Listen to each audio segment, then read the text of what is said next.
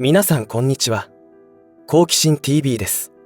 今回の動画は今まさに能登半島地震によって被災している方々が困っているトイレ事情について取り上げていきたいと思います。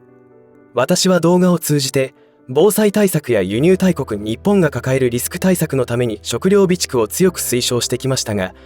食べるという行為と排泄するという行為は表裏一体切り離すことはできません。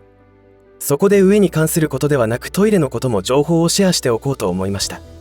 ただお食事時間に見る動画ではありませんのでご注意ください。もちろん動画内には汚いものが映っているわけではありませんが、どうしてもイメージしてしまうと思いますのでご注意ください。いつどんな災害に遭うか分かりませんから、あらかじめ準備しておくことは安心感につながります。動画の最後の方では我が家で使用している排泄物の処理方法の動画も紹介していますので、ぜひ最後までご視聴ください。このチャンネルでは自分や家族の身を守るためにできることや、日本人がこれ以上騙されることがないようにするための情報を発信しています。チャンネル登録がお済みでない方はぜひチャンネル登録をお願いします。さて、皆さんは被災時のトイレ対策についてどのような準備をしていますでしょうか。今能登半島地震の被害に遭っている地域というのはトイレに関しても深刻な状況になっています。人間は生きている以上排泄は絶対必要なことですし、止められません。もし意識的に我慢して回数を減らそうとしたりすれば体調がおかしくなる可能性が出てきます。特に女性の場合は膀胱炎などが発生したりと大変なことになります。膀胱炎になってしまった時の大変さは経験者でないとわからないかもしれませんが、激痛が伴い普通の生活はできなくなります。体の構造上男性よりも女性の方がかかりやすい病気ですし、特に冬のような寒さではさらにかかりやすいと言われていますから注意が必要です。そこで今回の動画では、1、下水管が破損しトイレが使えない状況を想定する。2、避難所でのトイレ事情。3、対策についてという流れで話を進めていこうと思います。今回動画を作成するきっかけになったのはこの記事です。この記事では小田原市の災害時の携帯用トイレの必要量について書かれていたのですが、能登半島地震のような災害が起きた時に小田原市が準備している携帯用トイレの備蓄量ではたったの2日でなくなってしまうとのことです。そうなると1日3万人のトイレ難民が発生するというのです。山の中なら草木に隠れて用を足すことは可能ですが、そのような状況はレアケースと言っていいほどで、ほとんどの人はトイレに困ることになります。普段レバーを引けば流すことができ、自分の排泄物を片付けるということはまずないと言っていいと思いますが、被災時には普段の当たり前がいかにありがたかったということを痛感することになります。1についてですが、下水管が壊れて使えないという状況は道路が陥没したり地割れしているのを見ればなんとなくわかると思いますが、それによって何が起きるかということはイメージできないのではないでしょうか。まず、戸建てでもマンションでも共通して言えることは見た目には通常通り流れていくので特に問題がないと思ってしまいます。ところが、汚水が流れていく先が詰まっている、もしくは下水管が破損して漏れているということも考えられます。そうなると何が起きるかというと、汚水の流れる先が詰まっている場合はそのうち汚水が溢れてきます。どこに行って自分の家の便器から他の家から流された汚水が逆流してくるのです。これらのリスクはマンションの方が高いと思います。上の階の住人が流した汚水が1階の住人のトイレに溢れ出てくるということが起きます。高層マンションなら特にその現象は顕著になると思います。これはこれで地獄絵図になってしまうので、震災時などのトイレの使用方法は管理組合を通して全戸に周知徹底しないと1階や2階などでは汚水の噴水が発生してしまいます。このことは2についても同様で、避難所だから水洗トイレが使えるとは限りませんし、使えないことを前提にしておいた方がいいと思います。東日本大震災での被災者の体験談はネットで調べれば多く確認することができますが、避難所で困ることは、1、仮設トイレが長蛇の列。2、汚すぎる。3、臭すぎる。4、治安が悪くなる。ということが挙げられます。これらの情報については、トイレ研究所というサイトがあるのでぜひ確認してください。リンク先は概要欄に貼っておきます。このサイトでは東日本大震災の時の現場の声などを外部リンクを併用しながら情報を集めてくれているので非常に参考になります。その中で特に衝撃だったのは、避難所のトイレが津波によって下水が逆流してしまい使用不可になったという状況で取った方法が、プラスチック製の衣装ケースに用を足すというものです。ご覧のような衣装ケースに避難所に集まった800人が用を足すということが行われました。匂いもさることながら、不特定多数の方が出した汚物がどうしても視界に入りますからたまりません。そうなるとなるべくトイレに行きたくないので、水分を控えてしまったり、食事も取らないようになった方もいたそうです。そうなると健康上の問題も発生しますから大変です。最後に3についてですが、ではそんな生活がどのくらい続くのでしょうか。同じくこのサイトにあるデータによると、東日本大震災では仮設トイレが到着するまでにかかった日数はこのようになっており、正直驚きましたが、震災範囲が広ければ当然そうなると思います。3日以内に仮設トイレが届いたのはたったの 34% です。1ヶ月以上かかった避難所は 14% もあったということですが、実際はどうやってしのいだのでしょうか。災害対策というとついつい食料備蓄や電池などに注意がいきますが、トイレのこともかなりの問題になることがわかります。下水管の破損状態がわからない以上、自宅避難していてもトイレの問題はついて回ります。国や自治体のホームページを見るとマンホールトイレの使用を推奨していることを確認できます。これは道路上にあるマンホールにその表示がなされているのですが、自宅付近でどこで使えるのか確認しておくのも重要なことかもしれません。私が住む自治体に電話をしたところ、画像のようにひらがなで汚水と書かれたところなら直接用を足してもいいそうです。ただし先ほども述べたように汚水処理場までの下水管が損傷していたら流してはダメだと言っていました。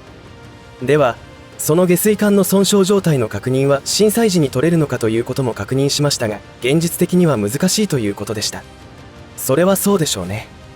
災害発生時にどこに異常が発生しているかは人海戦術で確認が必要になりますから、現実的には不可能になるでしょう。そうなると下水管につながるマンホールにトイレを仮設することはできないということになります。難しい問題ですよね。自治体の職員さんも同じ被災者であることは間違いないので、何でもやってもらえる、やるべきだという発想も改める必要があると思いますね。それでも自治体などのホームページを確認すると、マンホールトイレというものを推奨していますから使っても良いという判断ではないかと思います。ご視聴者の皆様の中で情報がありましたら、ぜひコメント欄にてシェアをお願いします。我が家の対策としては、前の動画でもたびたび紹介してきましたが、簡易トイレの準備をしています。ご覧のような一人用テントでプライバシーは保たれますし、折りたたみ式の便座もありますから、そこにビニールを設置して用を足すというものです。そして尿や便の処理については凝固剤を使用しています。水分と結合してジェル状に固めるというものです。これらは仕事柄出先にトイレがない状況もあるので常に使っています。使い方としてはあらかじめ袋に1回分の粉を入れておき、そこに小を出すという方法と、用を足した後に粉を振りかける方法がありますが、どちらでもいいと思います。ジェル状になるのはあっという間に固まりますので、最後に振りかける方法の方が確実かもしれません。ちなみに私はあらかじめ袋に粉を入れておいて用を足しています。ただご覧のようにボロボロとなる感じの固まり方ですから、台の方に使う場合は匂いを完全にシャットアウトすることは難しいかもしれません。なのでビニール袋の口元をしっかり縛って対策することが現実的ではないかと思います。この固めたものは燃えるゴミで出せますが、震災時にはゴミの収集はできないと思いますので、その管理にも一工夫が必要だと思います。便というのは雑菌だらけですから、その取り扱い、処理方法によっては衛生上よろしくない結果になりますので注意が必要です。野焼きは禁止ということでしょうが、緊急時には仕方なしという判断で私は焼却してしまうつもりでいます。火事などの二次災害も心配されますのでどうなのでしょうか。ただ震災時にはあらゆることが教科書通りにはいきませんから、臨機応変に状況判断するしかないと思います。ちなみにこの凝固剤は個包装されたものとそうでないものがあります。どちらがいいのかは一長一短あるので言い切れませんが、我が家では両方備蓄しています。仕事で使っているのは個包装タイプではない方です。たださすがに台の方での利用はしたことがなく、災害時のリハーサルとしてやる必要はあると思いますが、容量は同じです。ただ台の方は固形物の上に粉を巻いて固形物の水分と反応させるのと、さらには水をかけて全体を覆う感じにする必要があると思います。動画で説明しますと、まずこれが個包装タイプの凝固剤となります。私が常に使っているものです。尿の代わりにお茶を用意しました。やり方を2つ紹介しますが、まずはあらかじめ袋に粉を入れておいてそこに用を足すパターンです。ご覧の通りあっという間に固まってしまいます。この凝固剤というのはグミのようになるのではなく、柔らかい固形物になります。このようにあっという間に固まるので、用を足すのに時間がかかる人はビニール袋に用を足した後に凝固剤を振りかけるという方法がいいと思います。ではそちらのパターンの映像もご覧ください。あらかじめ尿に見立てたお茶を入れておきます。そこに粉を振りかけるとあっという間に固形物になってしまいます。この凝固剤というのは本当に便利で、万が一の時には安心感が違います。女性の場合は簡易便座にビニール袋を設置してそこにすればいいと思いますし、大の時も同様です。もし簡易便座がない場合はどうなるかというと、尿検査の時を思い出してもらえればイメージできますが、袋だけでは用を足せないと思います。なので牛乳パックのようなケースを準備してそこにビニール袋をセットして使えばいいと思います。プライバシーの問題については1人用のテントを使用するのがいいと思います。自宅避難ができれば特に問題ありませんが、避難しなくてはいけない時には必須です。組み立ては工具など必要なく広げれば勝手に立体的になります。しかし収納する時には容量が必要なので、取扱説明書を見ながら練習することは必要です。備蓄量は家族構成によっても違いますのでよく検討する必要があります。例えば家族4人が1日5回小をするなら、単純に20袋必要になります。そうすると100回分の凝固剤は5日分しかないことになりますし、そこに大の分も考慮するとさらに量が必要になります。どのくらいの期間を想定するかはそれぞれの考え方なのでご検討いただければと思います。あと1回の尿の量というのは人それぞれです。個包装の量では足りない人もいれば、十分すぎる人もいます。なので我が家では個包装は不経済になると判断し、個包装でないタイプをメインに備蓄しています。個包装タイプのものは避難リュックと車に乗せておくことに使用しています。そしてアドバイスなのですが、冬など乾燥する季節では個包装を開けるときに袋の切れ端が静電気で手にまとわりついて離れないというイライラも発生しますので、これを使い心地というのか分かりませんが、そんなことも常用しているものからの情報としてシェアしておきます。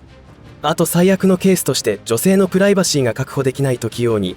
画像のような立ち小便用の器具もあるといいかもしれません。そんなに高価なものではありませんので購入して使ってみることも必要です。避難先の状況は全く予想できませんから、その時になって慌てないようにすることが大事です。いかがだったでしょうか。日本はご存知の通り火山の上に国土があるという状況で生活していますから、いつ何時地震や台風被害に遭うか分かりません。これだけ科学が発達してきたといっても地震予知はできていないのが現実です。食料備蓄だけにこだわっても食べたものは絶対に排泄されるわけですから、片手落ちは結局その状況になって困ることになります。先ほども言いましたが、自治体が仮設トイレを準備できるまでに早くて3日、遅くて1ヶ月かかります。何でも国や自治体に頼っていては限界があります。それは食料備蓄や日用品の備蓄にも言えることで、一人一人が最低でも1年生きられるように準備をしておくことで災害時の不幸はかなり防げますし、助け合いの余裕が出てくるのではないでしょうか。繰り返しとなりますが、いつ何時災害が起きるか分かりませんので、万が一の対策をしておいてください。この動画がご視聴の皆さんの防災対策を考えることにお役立ていただけたらと思います。最後までお付き合いありがとうございました。以上で今回の話は終わりとしますが、皆さんの応援が次の動画作成の力になりますので、いいねボタン、チャンネル登録、通知設定をオンにしていただけると嬉しいです。また、コメント欄へのご意見、ご感想の書き込みもいただけたら励みになります。最後までご視聴ありがとうございました。好奇心 TV でした。